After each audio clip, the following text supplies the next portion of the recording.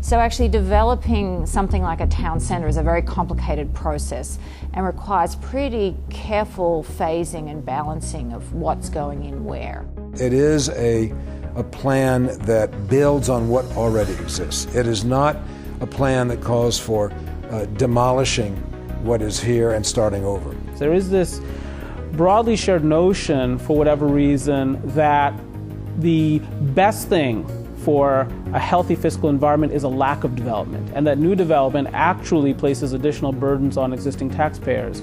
Nothing could be further from the truth. I know that this has become a quite popular view. It's just not consistent with any data.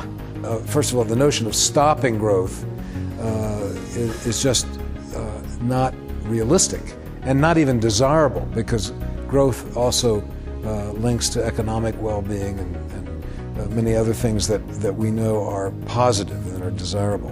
Howard County is proud of its AAA bond rating. It's quite healthy fiscally. It's a well-managed county. But a lot of that has to do with the fact that investment has been ongoing, people have been coming, there has been economic activity. You shut down the pipeline of investment, the fiscal situation will turn, which means less money for the schools, less money for shared open space, less money for all types of quality of life amenities, including public safety. Having that kind of comprehensive plan makes things predictable for everyone.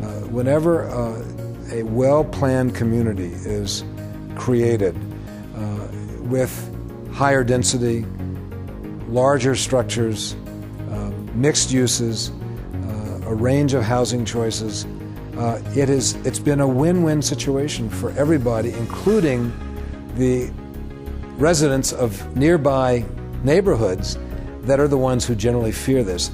Potentially, if this plan does not move forward, the fate of downtown Columbia, that it will be replaced by other places that emerge in and around Howard County and steadily will lose its vitality over time. One of the ways, by the way, it will manifest itself is the population of Columbia will steadily age and age. A broader share of that population will be on fixed income. Retailers will leave. Other amenities will leave. The tax base will shrink. And all of a sudden, people will say, do you remember when we used to go to downtown Columbia for Christmas? Those were the days. It's happened to many a downtown that never thought it could happen to them, and it could happen here. Developers, when they're doing that, they're really trying to think, what can we sell? What's going to function well? What will people lend to us for? And so it's actually very hard to pull that apart. Yeah, this notion of doling out the development or doling out the density is sort of consistent with sort of this general unease people have with, I think, development overall, and there's still this feeling that the less the better. And again, the point is that the development is actually going to occur. It's just a matter of where it's going to occur and how it's going to occur. Is it going to take place in a compact fashion in sort of a reasonably constrained geographic area, or is it going to be scattered across the community so that this person commutes here, this person commutes here, and everyone is stuck in traffic and miserable? That's really the question. So having a plan that people have agreed to and that makes development predictable both for local residents and the developer and the city and other people who are involved. So it all fits together. You simply cannot grab like an a la carte menu, this part we want the jobs but we don't want the residents. Well, who fills jobs? It's people. And where do they live? They live in residences. And where do businesses often meet? Well, they meet in their own offices, but sometimes the meetings are bigger, so they meet in hotels and those kinds of conference facilities, or they bring people from out of town. It should not be lost on people that we are in the midst of, here in Columbia, in the midst of 3 major airports. The balance seems to have been pretty well worked out as this balance between what developers need to be able to do their business, what would make a good place in Columbia and fulfill kind of city aims or county aims for sort of enhancing the public realm and so on. And that will also be a good place for the residents. I'm an economist, and I think I understand pretty well that the market cannot in all cases be controlled. That the market makes its own mind up about when housing demand rises, when demand for office space rises, when there's need for a new hotel, so on and so forth. And to try to have a constraint that says, well, we can't build a hotel this year, we're going to have to wait for 2 or 3 or 4 years. Well, in 2 or 3 or 4 years, the opportunity to build that hotel may be gone.